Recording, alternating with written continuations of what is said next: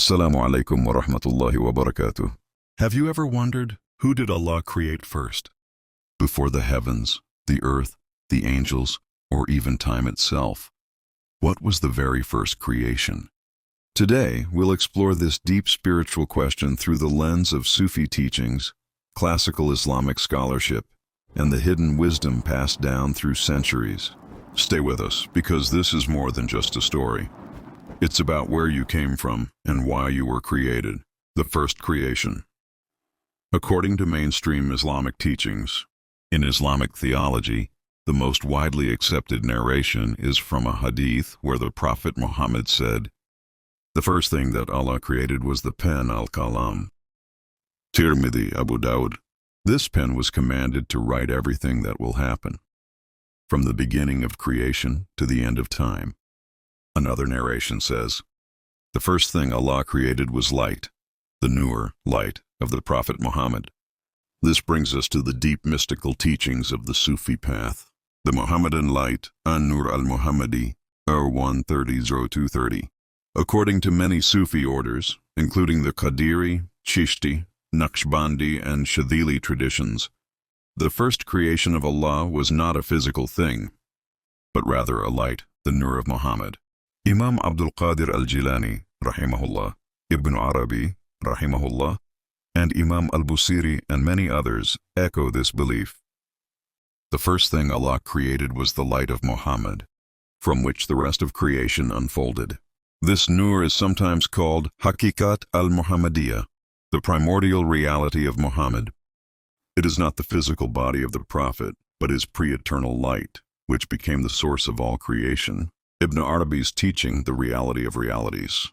The great Sufi mystic Sheikh Ibn Arabi, rahimahullah, taught that the Muhammadan reality is the first manifestation of divine self-disclosure, tajalli. Through it, all other realities were created. He referred to it as the perfect man, al-Insan, al-Kamil, whose essence is the blueprint of all that exists.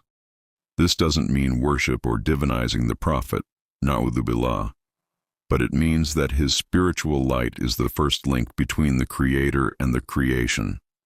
It is through this light that Allah created the Arsh, throne, the angels, the heavens and earth, and ultimately us.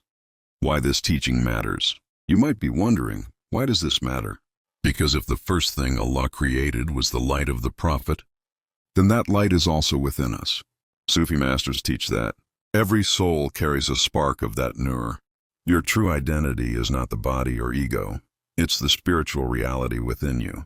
The goal of Sufism is to purify the heart so that this light can shine again. The Prophet is not just the seal of prophets. He is also the origin of your spiritual journey. Sufi practices to connect with that light. Sufi orders throughout history have developed spiritual practices to awaken this connection, such as Dhikr, remembrance of Allah; Salawat, sending blessings on the Prophet; Muraqabah, meditative reflection on divine presence. They teach, the more you remember Allah and honor His Prophet, the more the light within you begins to awaken. This is why the Prophet said, "The one who remembers me abundantly will be closest to me on the day of judgment." Conclusion. So who did Allah create first? From the outer exoteric view, it was the pen. But from the inner, esoteric wisdom of the Sufi path, it was the light of Muhammad.